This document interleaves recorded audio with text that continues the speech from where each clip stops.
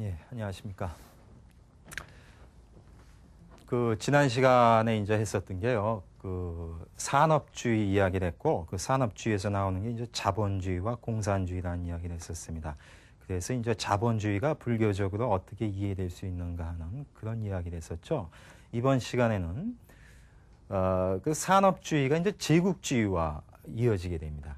그래서 그 제국주의가 나오게 되고, 이 제국주의라고 하는 것은 서양 사상의 근본인 어떤 합리주의와 연관이 돼 있다. 그래서 합리주의가 산업주의를 거쳐서 제국주의로 나아가게 되는 것을 살펴보고, 그 밑에 있는 어떤 그 이데올로기가 진보의 이념이라는 것이죠.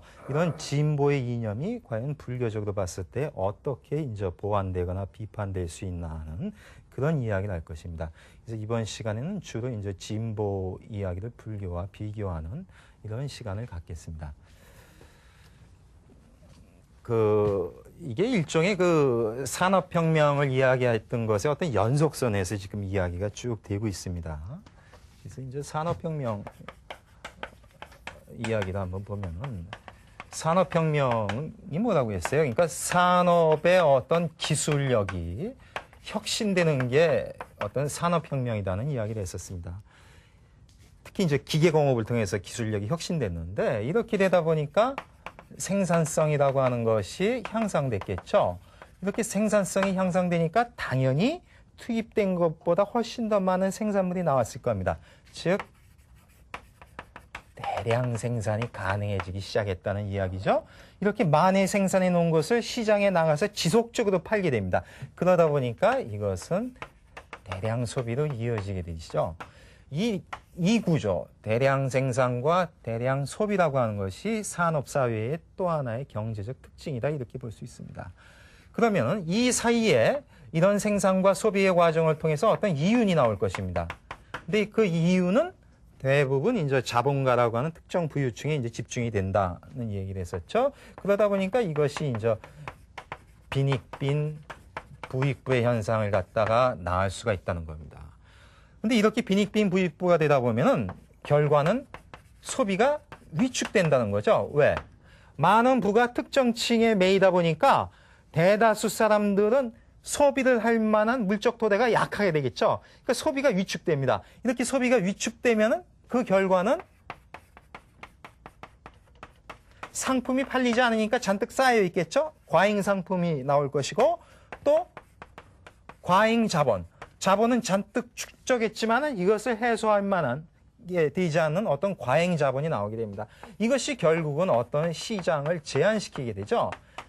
이렇게 국내 시장이라고 하는 것이 그 산업주의가 이렇게 나가다 보면 결국에는 시장이 제한되고 위축되는 쪽으로 갈 수밖에 없다는 이야기가 됐습니다. 19세기에. 이것을 타개하는 길은 뭘까요? 시장을 넓혀서 소비를 확산시키는 길밖에 없습니다. 그건 간단하죠. 시장을 개척하면 되겠죠. 근데 국내 시장 말고 개척할 게 어디 있습니까? 그러니까 해외 시장 개척인데 유럽 내에는 어디 갈 데가 없는 거예요. 그러니까 유럽을 벗어나서 아프리카나 아시아로 향할 수밖에 없겠죠. 여기서 나오는 것이 결국은 이제 식민지를 갖다가 건설하는 쪽으로 나가게 되는 것입니다. 자, 이렇게 보시면 말이에요. 산업주의라고 하는 것, 즉 어떤 생산성이 끝없는 향상을 추구하는 것은 대량 생산과 대량 소비를 갖다가 지향하는 구조에 해당하는 걸 알 수 있는데 그 구조가 결국은 거기서 나오게 되는 과잉 생산과 과잉 상품과 과잉 자본을 해소하기 위해서 결국은 식민지를 건설하는 제국주의의 길로 나아가게 되는, 즉 산업주의가 제국주의로 이어지게 되는 그 길을 간 것입니다. 실제 역사에 있어서 19세기 역사가 이렇게 전개가 됐던 것이죠. 이렇게 해서 이제 산업주의와 그 제국주의의 어떤 그 연속선을 갖다가 이야기했습니다. 자, 이제 제국주의를 한번 살펴볼까요? 제국주의. 제국주의라고 하는 거. 이제 영어로 얘기하면은 임페리얼리즘이죠. 제국주의를 그러니까 아주 뭐라고 그럴까 좀 일반적으로 정의하면 이렇습니다. 한 국가가 일국이 어떤 정치, 경제, 군사 문화적인 그런 수단을 갖다가 동원해서 타국을 은밀하게 타국에 대해서 어떤 지배력 또는 영향력이라고 볼 수 있겠죠. 이런 것을 갖다가 행사하고자 하는 것, 이게 일종의 제국주의다 이렇게 볼 수 있어요. 그러니까 아주 이제 밋밋하게 지금 정의가 된 것입니다. 근데 이거 한 국가가 그러니까 이런 식으로 정의를 하면은 이것은 동서양에 다 있었고 역사가 아주 깊다고 볼 수 있습니다. 그러니까 일종의 자기의 어떤 그 능력을 행사하고자 하는 팽창주의라고 볼 수 있죠. 팽창주의 또는 어떤 지배권이라고 하는 패권을 행사하는 패권주의라고 볼 수 있는데 이건 상당히 역사가 깊습니다. 하지만 조금씩 다 다른데 언젠가 제가 중국에 있어서 이런 제국주의를 얘기했었죠. 그것은 중화주의라고 얘기했었습니다. 중화주의. 그 중화주의는 주로 여기서 그 수단이 문화적이라고 하는 것이었다는 그런 얘기를 이제 유교 팍스 시니카 체제를 갖다 얘기할 때 했었죠. 근데 지금 이 19세기 말의 제국주의라고 하는 것은 주로 여기에 초점이 맞춰져 있는 겁니다. 이것은 뭐냐면은 이 19세기 말의 제국주의라고 하는 것은 어떤 경제적 이득을 갖다가 취하기 위해서 군사력을 갖다가 행사하는 겁니다. 군사력을 갖다가 행사해가지고 타국의 주권 자체를 갖다가 침탈하는 것이죠.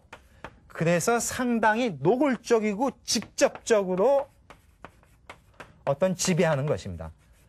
그러니까 이쪽의 지배는 상당히 은밀하게 이루어지는 데 비해서 19세기 말 제국주의는 아주 까놓고 하는 겁니다. 그러니까 그 나라의 주권을 통째로 뺏는 거예요. 그러니까 가서 완전히 정복을 해서 자기네 땅으로 만드는 것이죠. 그러니까 이런 식의 어떤 제국주의가 나오는 겁니다.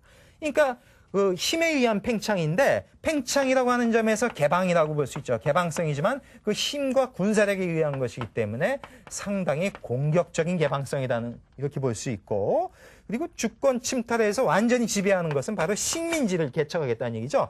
그러니까 이것은 일종의 식민주의다 이렇게 봅니다. 식민주의는 이제 콜로니얼리즘이라고 이렇게 얘기하죠. 그렇다면은 임페리얼리즘은 콜로니얼리즘으로 이제 연결되는 이런 이야기가 됩니다. 이게 이제 19세기 말 영국을 위시한 제국주의의 이제 특성이라고 이렇게 볼 수 있습니다. 근데 이런 식으로 이제 제국주의가 식민주의로 나가게 되는데 어떤 그 구조를 한번 보죠. 어떤 식으로 세계를 이제 운영하냐면은 이 제국주의가 운영하는 방식이 이렇습니다. 뭐냐면은 이제 식민지를 개척했을 텐데 식민지에서 원료를 갖다가 공급받죠. 그러면은 이제 식민지를 지배하는 지배국, 그 유럽의 이제 그 산업 열강들이 될 텐데 이 식민지 지배국은 상품을 갖다가 생산할 것입니다. 근데 이 상품을 주로 다시 식민지에 갖다가 상품을 갖다가 판매하겠죠. 이런 식으로 세계를 갖다가 분할합니다. 그렇죠? 각각 이제 지배국과 식민지라고 하는 식으로 이제 세계를 갖다가 분할합니다. 그래서 이제 19세기 말 20세기 초가 되면 그 유럽의 그 산업 열강들이 세계의 한 5분의 1의 어떤 땅을 갖다가 완전히 점령했었습니다. 이런 식으로 세계를 분할하는데 이 분할 질서를 잘 보세요. 그러면 분업화되어 있다는 걸 알 수 있습니다. 이쪽은 뭘까요? 어떤 원료의 공급지라는 역할을 하죠. 이쪽은 생산지의 역할을 하고 이쪽은 또 소비지의 역할을 합니다. 그러니까 마치 한 국가에서 그 어떤 분업화를 거치듯이 세계를 갖다가 완전히 분업화시키는 거다 이렇게 볼 수 있습니다. 생각나시는 거 없어요? 산업혁명 할 때 했잖아요. 분할과 분업이라고 하는 것이야말로 기계성의 특징이라고 했잖아요. 서양 근대를 지배하는 특징이 뭡니까? 서양 근대의 특징. 그것은 제가 강조했었죠. 합리성과 기계성이라는 이야기를 했었습니다. 근데 여기서도 이 기계성의 그 이미지가 여전히 작용되고 있다는 걸 알 수 있죠. 쪼개놓고 통치하고 조합하는 것이 훨씬 더 효율적이라는 얘기죠. 이렇게 분할과 분업을 가게 됩니다. 자, 그렇다면 이제 합리성 얘기가 나왔는데 이런 식의 제국주의가 합리성과 연관이 안 될 수가 없겠죠. 즉 서양의 기본 사상인 합리주의와 어떻게 연관되어 있나 하는 그 점을 이제 살펴보죠. 합리주의는 이제 지난번에 했었죠. 합리주의라고 하는 것은 이렇게 정의가 됩니다. 합리주의라고 하는 것은 어떤 세상의 그 모든 것은 이성과 합치되게 돼 있다. 그런 겁니다. 그러니까 이성과 합치니까 합리라는 얘기죠. 이성과 합치되게 그렇게끔 돼 있다. 그러니까 이 세상에는 분명히 이성과 합치되는 이성적이고 합리적인 질서가 내재돼 있다는 겁니다. 그 내재된 합리적 질서를 이성을 통해서 충분히 다 밝혀낼 수 있다는 그런 믿음이죠.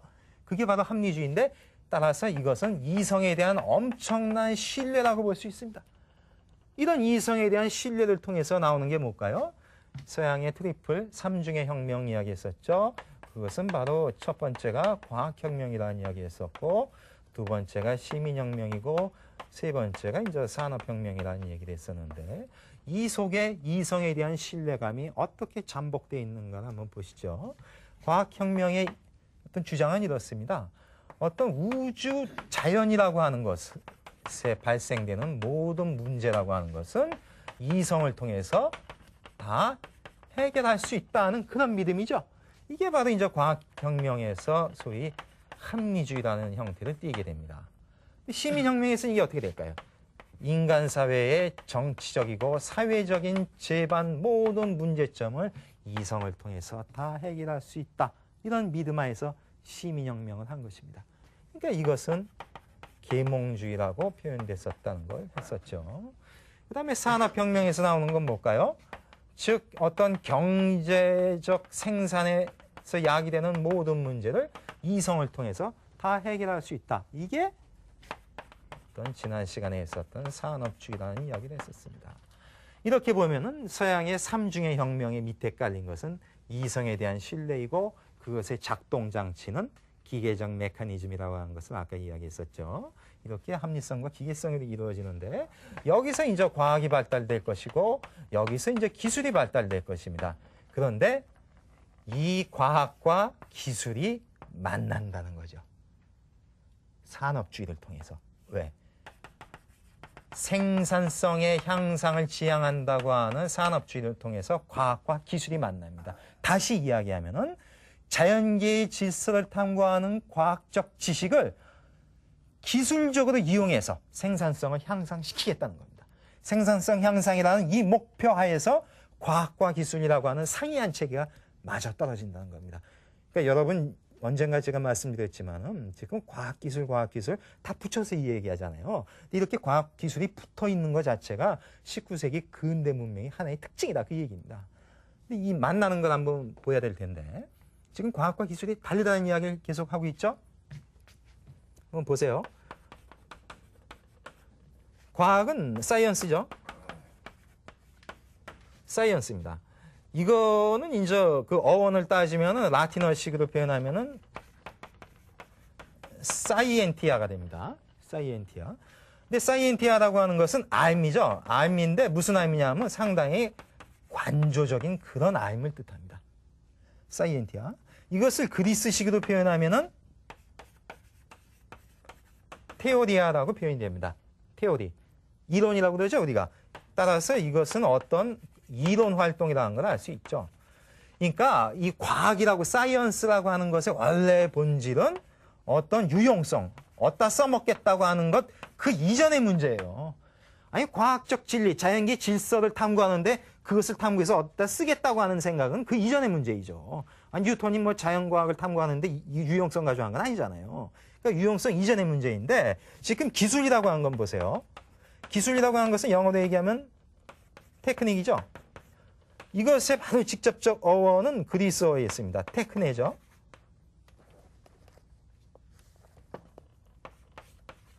테크네입니다. 뭐 이 테크네에 대한 분석은 특히 이제 하이데거 철학에서 아주 독특하게 되는데 여기서는 그 하이데거를 따르지 않겠습니다. 나중에 뭐 이 얘기할 기회가 있겠고 여기서 테크네는 보통 이제 흔히 도구 사용을 갖다가 뜻합니다. 근데 이것을 라틴어식으로 표현하면은 아르스라고 돼요. 아르스. 아트. 그죠? 그러니까 아르스의 특징은 능숙함의 뜻이 있어요. 원래는. 능숙함입니다. 근데 이때의 능숙함은 어떤 실천 활동과 관련된 그것이죠.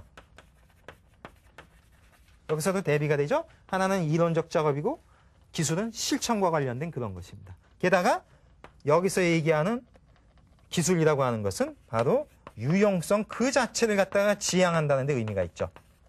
완전히 다르죠. 하나는 유형성 그 이전의 문제라면 하나는 유형성을 지향해서 나오는 것이라고 볼 수 있습니다. 이렇게 판이하게 다른 건데 이게 지금 합쳐지잖아요. 어떤 명분하에서 합쳐집니까?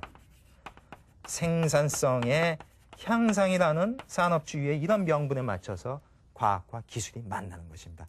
이렇게 과학과 기술이 만난다라고 하는 것은 여기 이런 주로 이런 것과 관련된 즉 여기서 합리주의라고 하는 것과 산업주의라고 하는 것이 만나는 것이고 과학과 기술이 생산성의 향상을 통해서 만난다라고 하는 것이 또 하나의 특징이다 볼 수 있습니다. 근대 말기에. 자, 이런 식으로 해서 어떤 그 합리주의와 산업주의가 만나게 된다는 이야기를 했는데 이것은 또 다르게 조금 다른 양상으로도 전개가 됩니다. 그것은 뭐냐면은 합리주의와 산업주의가 만났다라고 하는 것은 합리주의가 또 산업주의 쪽으로 이동했다고도 볼 수 있는데 이렇게 합리주의가 산업주의로 이동했다고 하는 것은 어떤 합리주의에서 추구하는 인간형이 있을 겁니다. 그리고 산업주의에서 추구하는 인간형이 있는데 이것이 좀 달라져 간다는 이야기죠. 합리주의에서 추구하는 인간형은 이렇습니다. 호모 사피엔스. 들어보셨죠? 호모 사피엔스입니다. 호모는 이제 인간이고 사피엔스라고 하는 것은 지혜를 뜻합니다. 근데 이때 이 지혜는 바로 이성을 뜻하겠죠? 그러면 호모 사피엔스 하면은 지혜인 또는 이성인이 될 것입니다. 그러니까 합리주의라는 걸 볼 수 있죠. 이성주의에서 나오는 이야기죠. 호모 사피엔스입니다. 산업주의에서 인간형은 호모 파베르 이렇게 이야기가 됩니다. 이건 인간이라는 뜻이고 파베르는 도구라는 뜻입니다. 근데 이때의 도구는 생산 도구가 되겠죠. 즉 생산수단, 즉 생산과 관련된 그 이야기입니다. 그러니까 정확히 번역하면 호모 파베르는 도구이기도 하고 생산이기도 하죠.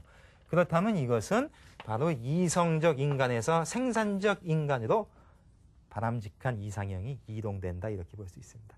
물론 이런 생산인 속에서도 이 이성이 이제 결정적 역할을 하겠죠. 어떤 계산력이라고 하는 걸 통해 가지고 이런 식으로 이제 인간형이 바뀐다는 측면도 있고 또 하나의 어떤 재밌는 이동 관계는 이런 식으로 합리주의가 산업주의로 이동해 가면서 제반 어떤 사회관계 전체가 이제 그 달리 어떤 의미를 부여받게 된다는 겁니다.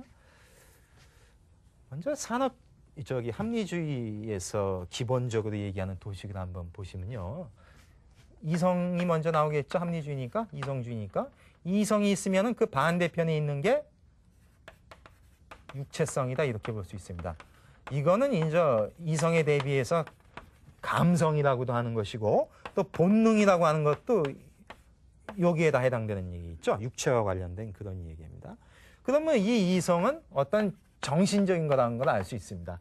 그렇다면 이것은 상당히 물질적인 것이다 하는 이런 이야기가 될 것입니다. 이런 식으로 이제 합리주의에서 구분을 하고 이렇게 이성과 정신을 본질로서 가진 것이 인간이라면은 자연은 그야말로 물질적 세계에 불과해 라고 보는 시각이 있겠죠. 그리고 인간 중에서도 여기는 남성이 속한다는 이야기를 했었습니다. 이건 이제 여성이죠. 왜? 이런 정신, 이성적 정신의 능력은 당연히 인간 중에서 남성이 어떻게 보면 독점물이다 이렇게 볼 수 있었습니다. 여기까지 이야기한 것이 어떻게 보면 이제 합리주의에서 이야기하는 기본 도식이 되는 겁니다. 근데 이게 산업주의로 가면은 여기에 이제 산업이 배치가 됩니다. 그리고 여기에 이제 산업 이전에 농업이 배치가 되겠죠. 생산성을 향상시킬 수 있는 그 산업, 그것은 뭐예요? 남성 노동자가 훨씬 더 생산성을 향상에 기여할 수가 있죠. 여성은 생산성에 있어서 저하되는 그런 인간이라고 볼 수 있고 그리고 어떤 계산적 능력으로서 이성과 정신을 지닌 그 인간이 생산성을 더 향상시킬 수 있다. 이렇게 보는 것입니다. 이 농업사회라고 하는 것은 어떻게 보면 여성적이고 여전히 자연의 어떤 그 지배력에서 빠져나오지 못하는 여전히 그런 데 머물고 있다. 이렇게 보는 것이죠. 근데 이게 지금 그 어떤 산업주의에서 주장하는 얘기가 된다면은 이게 제국주의로 가서는 조금씩 의미가 추가가 됩니다. 어떻게 추가가 될까요? 산업사회야말로 문명사회라는 겁니다. 그럼 이쪽은 뭐예요? 농업, 자연에서 여전히 허우적대고 있는 미개 야만의 상태에 불과하다는 얘기입니다. 그런데 그 문명권은 다 서양이죠. 따라서 비서양, 대표적으로 동양이라고 하는 것은 야만적 농업사회에 배치가 되는 겁니다. 그리고 이런 문명, 산업 문명의 서양이 바로 세상의 중심이 되는 것이고 이쪽은 주변이라는 얘기죠. 주변은 뭐예요? 변들이라는 얘기입니다. 예? 달동네다 이런 식으로 보는 얘기입니다. 이게 중심이다. 이게 다운타운이라는 얘기입니다. 다운타운. 예? 무슨 얘기지만 뭐 문타운이라고도 볼 수 있고 이렇게 얘기가 아주 배타적인 아주 그런 지배의 얘기입니다. 그러니까 이것이 바로 세상을 지배하는 지배국이 돼야 되는 것이고 이거는 식민지가 되어야 된다는 이 논리가 나옵니다. 이것이 바로 제국주의가 추구하는 그런 논법이 되는 것입니다. 보세요. 우리가 지금 서양의 특징이 개방성이라고 얘기했었죠. 그런데 그 개방성 의미가 다 다릅니다. 여기서는 상당히 합리적 개방성이었었어요. 그러니까 어떻게 보면 존중받을 만한 개방성들이 있죠. 뭘까요? 정치적으로는 실제 어떤 권력의 분산이라고 하는 것을 달성해냈고 그리고 과학혁명을 통해서 자연계의 질서를 갖다가 어떤 신적인 위계 질서로부터 해방시켰잖아요. 이런 것들은 상당히 합리적 개방성으로서 존중받아야 되는 것입니다. 근데 이 산업사회의 개방성이라고 하는 것은 일종의 생산적 개방성이라고 볼 수 있습니다. 이건 뭐냐면은 생산성이 농업사회에서는 상당히 제한을 받았잖아요. 이것이 기계공업을 통해 가지고 생산성이 풀려나는 겁니다. 효율성이. 그러니까 이런 의미에서 생산적 개방성인데 이쯤 오다 보면은 그 개방성이라고 하는 것이 상당히 공격적이고 전투적인 걸로 바뀐다는 겁니다. 즉 팽창주의로 나가는데 팽창으로 나가는데 그것은 철저한 군사력 힘에 의한 강제라는 얘기죠. 이런 식으로 변질돼 나간다는 이야기입니다. 그렇다면 이쪽에서 얘기했었던 것은 단순한 어떤 분할의 논리였잖아요. 제가 서양 근대를 지배하는 게 어떤 분할이라는 도식을 이야기했는데 이렇게 지금 다 이분법이잖아요. 이분법으로 지금 계속 이렇게 분할돼 나온 논리가 이렇게 시간이 진행되다 보아서 이쯤 오다 보면 어떻게 됩니까? 단순한 분할의 논리로 머물지 않고 지배의 논리로 가게 되는 거잖아요.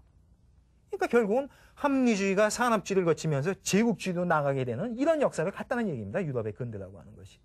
이런 식으로 분할의 논리가 지배의 논리라고 하는 이런 식의 무서운 논리로 가게 되는 그 근거에 또 하나의 이념적 지주가 되는 것이 바로 진보의 믿음이라고 하는 것입니다.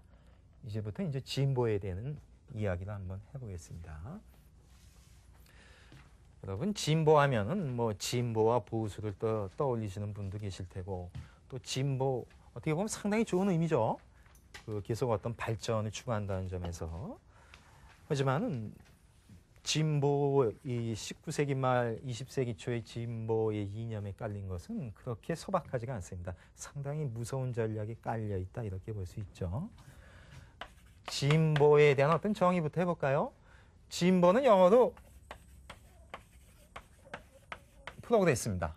프로그레스를 이제 분석하면은 프로하고 그레스가 되겠죠. 그레스의 어원은 이제 그라디가 됩니다. 프로는 이제 앞으로의 뜻이죠. 그러니까 이제 한자식으로 번역하면 어떻게 될까요? 앞으로 나아간다고 해서 지인이 되는 겁니다. 게다가 이것은 걷는다는 거예요. 그라디라고 하는 것은 걷다의 뜻이 있습니다. 그러니까 한자로 하면은 보 정도가 맞겠죠.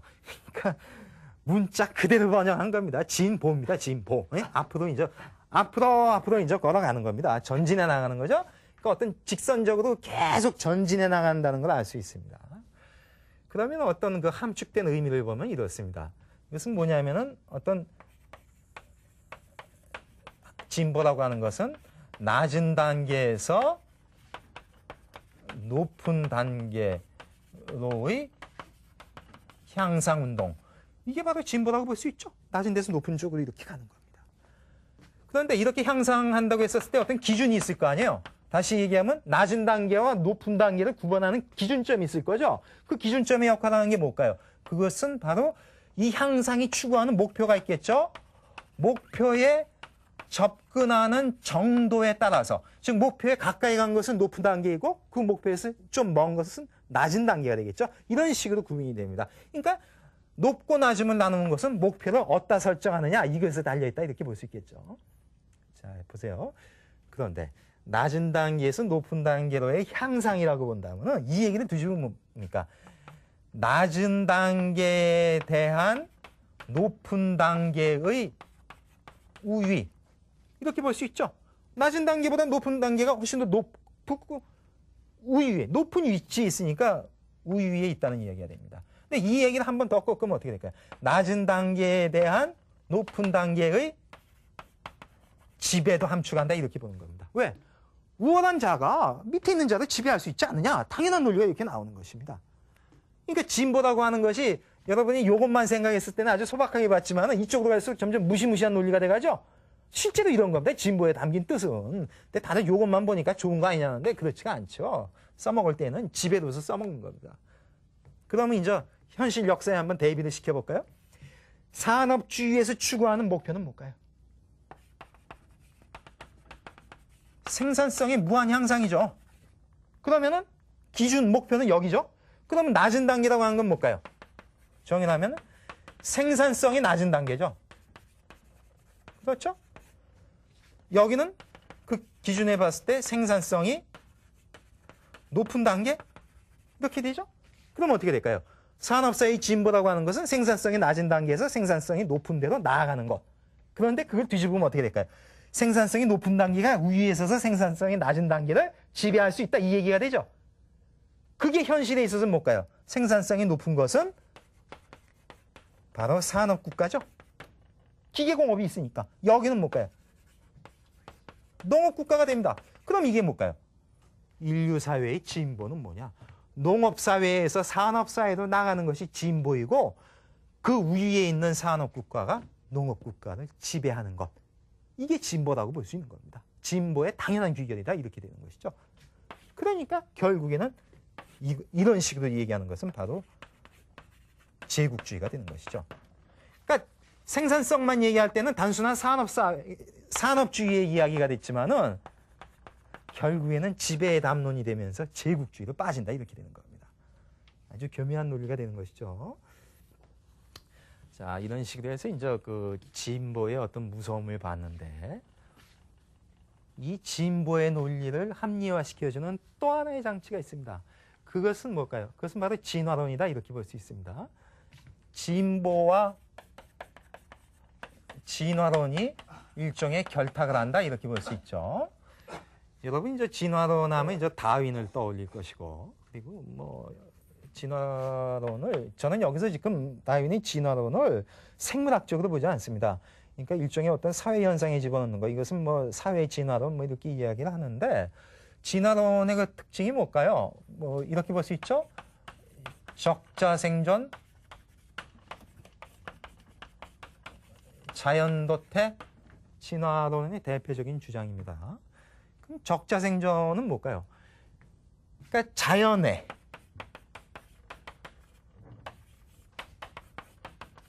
적자인데 사실은 정확히 얘기하면은 최적자입니다. 가장 잘 적응한 녀석. 그러니까 적자를 영어로 번역하면 the fittest입니다. fit가 뭐예요? 적합한, 적응한이죠. 그러니까 잘 적응한 녀석이 최적자, 적자입니다. 그러니까 자연 환경 변화에 대해서 가장 잘 적응한 녀석은 생존해서 남을 것이고 잘 적응하지 못한 녀석은 자연스럽게 도태되어 나갈 것이다. 그런 식의 과정을 진행돼 나온 것이 바로 진화의 역사이라는 그 얘기죠. 그럼 이것을 사회에 적용시켜보면 어떻게 될까요? 그건 이렇습니다. 결국은 적자와 부적자가 있겠죠. 근데 적자에 해당되는 건 뭘까요? 그것은 현재의 가장 부강한 자는 다 그럴 만한 적응자다 그 얘기입니다. 왜?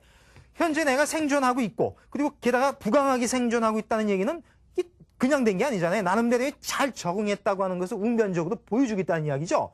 그러니까 현재 부강하다고 하는 것은 다 그만한 이유가 있고 잘 적응했다는 그 이야기입니다. 그러니까 현재 부강한 자가 적자가 될 것이고 그러면 어떻게 될까요? 과거에 안주하는 것. 다시 얘기하면은 현재의 변화된 질서에 잘 따라가지 못하는 과거에 지나가 버린 그것. 그리고 여전히 그것을 붙잡고 있는 건 뭐예요? 적응하지 못하는 부적자가 되죠. 그런데 아까 이 논리, 진화론의 논리대로 하면 어떻게 될까요? 그 얘기 전에 여기에 해당되는 것이 당연히 산업국가죠. 19세기 말로 본다면. 여기에 해당되는 건 이제 산업화가 되지 않은 농업국가라고 볼 수 있습니다. 그러면은 이 논리대로 하면은 이놈을 갖다가 도태시키는 것은 어떻게 될까요? 자연의 이치죠. 자연의 순리입니다. 그렇잖아요. 잘 적응한 녀석이 잘 적응 못한 녀석을 도태시키는 게 자연의 질서 아니에요. 그러면 대비시키는 건 어떻게 해요? 현대 그 당시의 최적자인 산업국가가 여전히 과거에서 허우적대고 있는 동국국가를 도태시키고 지배하는 것이야말로 자연의 섭리이다. 이렇게 이야기합니다. 무서워지죠? 여기가 아주 살벌하게 갑니다. 바로 이렇게 봤기 때문에 19세기 말 그 빅토리아 영국이 이제 가장 제국주의의 대표인데 그 당시에 이제 키플링이라는 사람이 있습니다. 이제 유명한 문인인데 그 사람이 이렇게까지 표현했다고 합니다. 대영 제국이 그 미개한 자들 갖다가 또 식민지 지배하는 것은 그것은 그야말로 백인의 어떤 사명이라는 얘기예요. 백인의 짐이라는 겁니다. 하나님께서 부여해준 짐이라는 거예요. 저들을 지배한다고 하는 것은. 가능하죠? 왜? 자연의 이치 아니에요? 예. 이렇게 보는 겁니다. 그럼 여기서 또 하나 재밌는 점을 시사받을 수 있어요. 진화론은 역사가 깊습니다. 여러분 이제 진화론 하면은 다윈만 떠올리는데 이 다윈은 이제 이것을 과학적으로 체계화시킨 게 다윈이고 진화론에 대한 어떤 발상법은 옛날부터 있었어요. 근데 이 다윈을 보세요. 다윈이 진화론을 이제 과학적으로 체계화시켰는데 이 다윈이 어디 사람이에요? 영국이죠.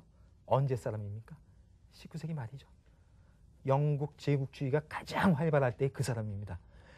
물론 다윈이 책에다 대놓고 제국주의를 옹호하진 않았지만은 제국주의의 어떤 진보의 이데올로기와 지금 진화론이 연결될 수 있다는 얘기잖아요. 그렇다면은 다윈이라고 하는 사람이 하필이면 19세기 말 영국에서 태어나서 진화론을 주장했다고 하는 것은 어떻게 보면 우연의 일치는 아니지 않느냐, 뭐 믿거나 말거나 하는 얘기지만은 그렇게까지 이제 관련시킬 수가 있는 것입니다. 이런 식으로 이제 진보의 어떤 이데올로기가 펴나가기 시작을 합니다. 그럼 지금 진보 얘기를 갖다가 다시 한번 정리를 해볼까요?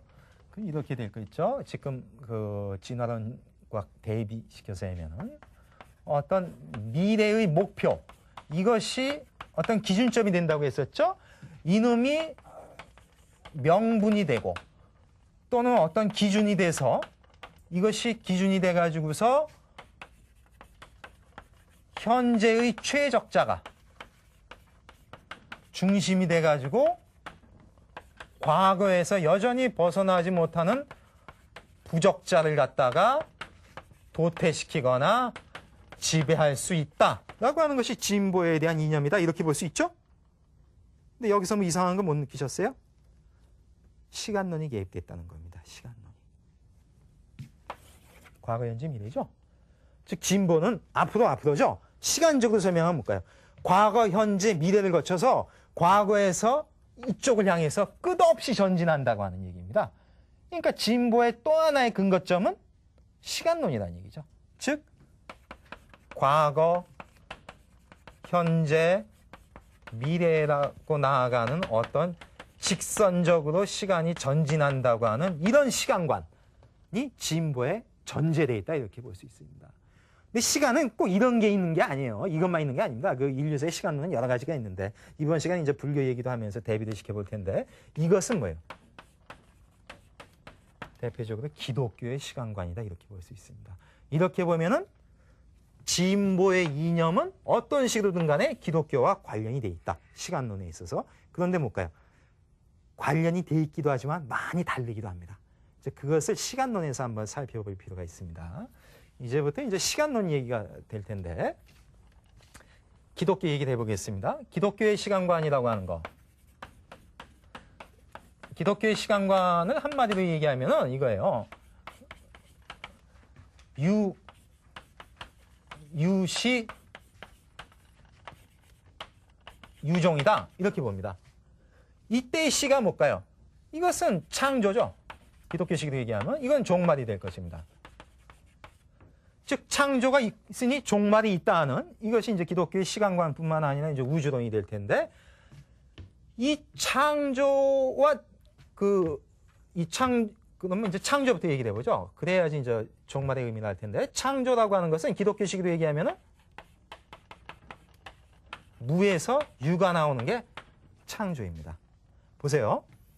창조라고 하는 것은 모든 게 거기서부터 나가죠. 이 세상 모든 것의 근원이라고 볼 수 있죠. 창조의 지점이라고 하는 것은. 그러니까 모든 것의 근원이 된다고 하는 것은 모든 것의 최고의 원인이 된다는 이야기죠. 그죠? 다시 얘기하면 이렇죠. 이 세상 모든 것이 요 한 지점에서부터 파생돼 나온 거 아니에요. 바로 이 지점이 될 텐데, 이것이 바로 최고의 원인이 될 텐데, 최고의 원인이 되려면 또 하나의 조건이 뭘까요? 요 이전에 원인이 있으면 안 되죠. 요 이전에 뭐 하나가 있다면 또 하나 소급될 테니까. 그렇죠? 그러니까 그 이전에는 없죠.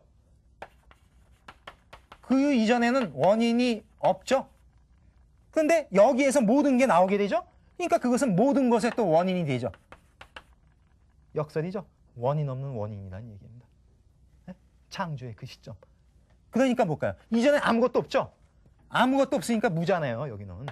여기는 다 있잖아요. 여기서부터 다 생겨난 거 아닙니까? 그러니까 유죠.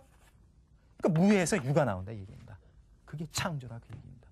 아무나 못하죠. 무에서 유를 어떻게 끌어냅니까? 그러니까 신만이 할 수 있다는 겁니다. 그러니까 신은 전지전능한 겁니다. 왜? 무에서 유를 끌어낼 수 있으니까. 이런 식으로 해서 세상이 창조되니까 어떻게 될까요? 더불어서 시간도 창조된 겁니다. 자, 이제 시간 얘기를 해보죠. 그러면 이제 창조에서 종말을 향해서 간다는 건데, 창조는 바로 시간의 어떤 시작이 될 것이고, 이거는 시간의 어떤 끝쯤이 될 것입니다. 그러면 여기서 이걸 향해서 쭉 간다는 이야기잖아요. 그러면 그 과정이 있겠죠. 그 과정을 어떤 역사라고 표현할 수가 있을 겁니다. 근데 이 역사의 어떤 추진력은 기독교식으로 보면 그것은 바로 하나님의 섭리가 되겠죠. 그럴 겁니다. 근데 이 역사의 과정은 과거, 현재에서 미래를 거쳐서 이렇게 나아가는 것이죠. 창조에서 종말을 향해 가듯이 과거에서 미래를 향해서 직선적으로 전진하는 겁니다. 직선적으로 전진한다는 것은 무슨 이야기냐면은 이렇게 간 거잖아요. 그럼 간 것은 다시 돌아오지 않죠. 돌아갈 수가 없잖아요. 다시 이야기하면은 순환과 회귀가 불가능하다는 이야기이기도 합니다. 여기까지 얘기한 것이 기독교의 얘기입니다. 그럼 이게 진보 쪽으로 어떻게 변질돼 나가는지 보세요. 계속 직선적으로 전진하고 돌아갈 수 없다는 얘기는 다시 뒤집으면 못 가요. 새로운 것이 계속해서 출현한다는 뜻이죠. 그렇잖아요. 돌아가지 않고 계속해서 새로운 것이 나온다는 이야기입니다. 그런데 이게 근대의 합리주의가 되면서 신의 섭리가 아니라 역사의 추진력은 이성의 원리라고 바뀌게 되죠. 신의 시대가 아니라 인간의 시대니까. 그러니까 어떻게 될까요? 굳이 최후의 심판 같은 게 있을 필요가 있냐는 거예요. 왜? 이성의 원리에 지배하는데. 그러니까 종말은 어떻게 됩니까?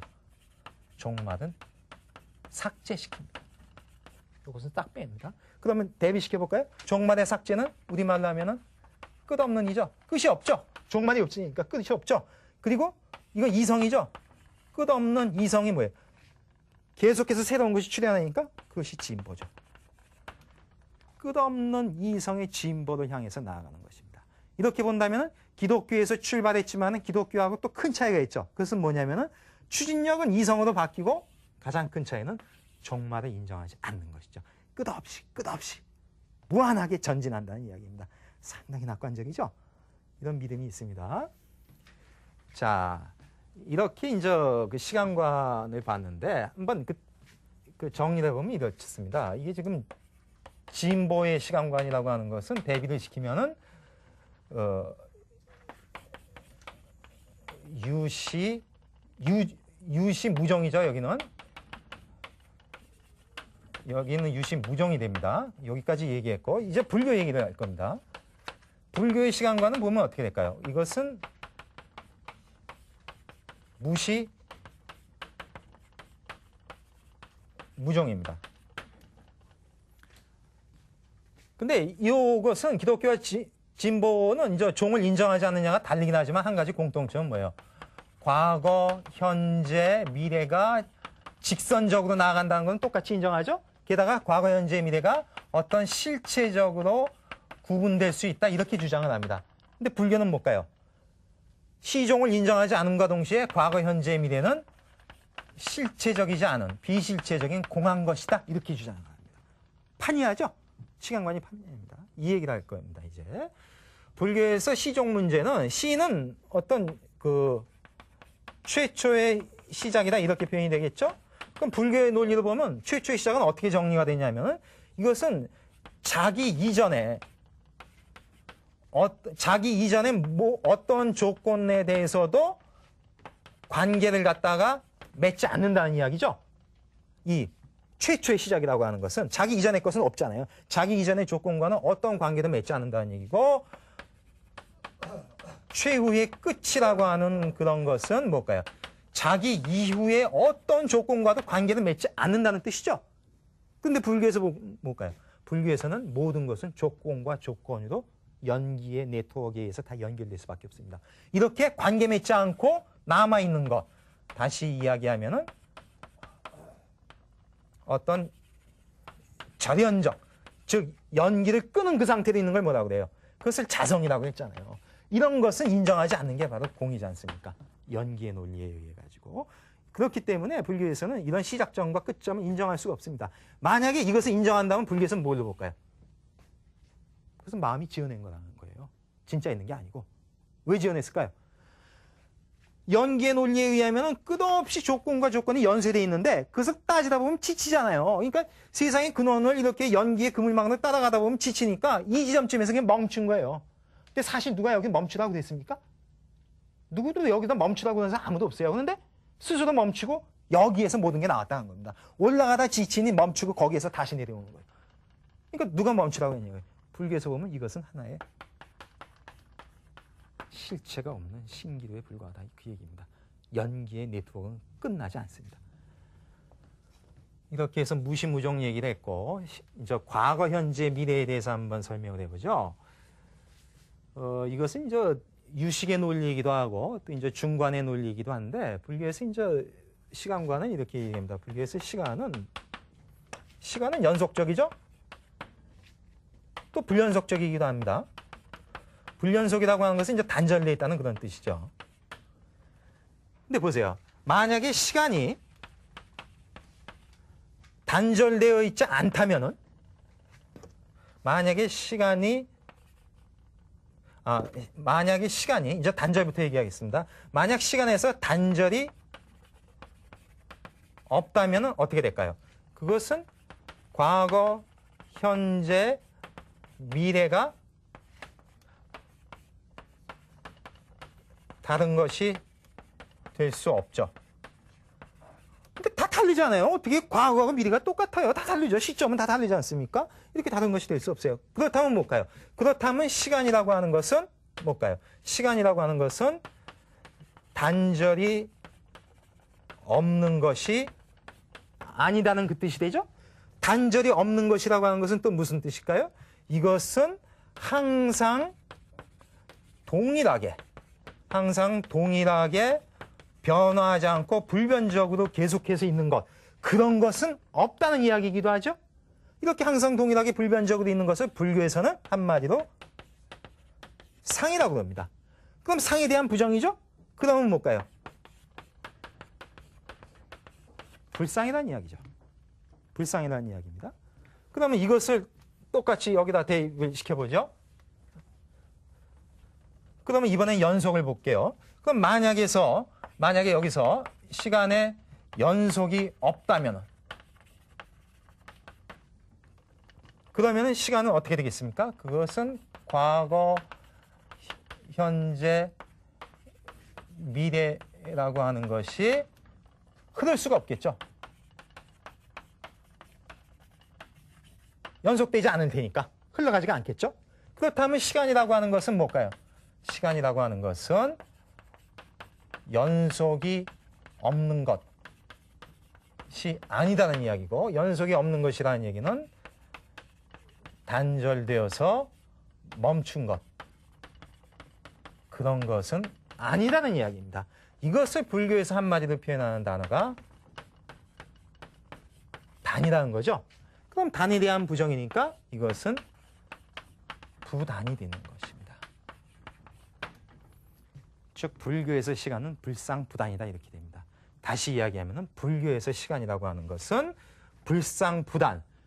다시 얘기하면은 이것은 불연속이 되겠죠. 그리고 이것은 연속이 되겠죠. 그러면 불연속과 연속의 어떤 중도 과정, 이것이 시간의 흐름이라는 겁니다. 시간은 바로 불상과보단 불연속과 연속 사이의 어떤 중도의 과정입니다. 여기에 있어서는 이 과정을 떠나서 과거, 현재, 미래가 실체적으로 독립되는 것은 아니라는 거예요. 따로 떨어져 있는 건 아니라는 얘기입니다. 이렇게 실체적으로 따로 떨어지지 않으니까 한 시점을 갖다가 중심을 잡아서 나머지를 지배하는 것은 불가능했죠.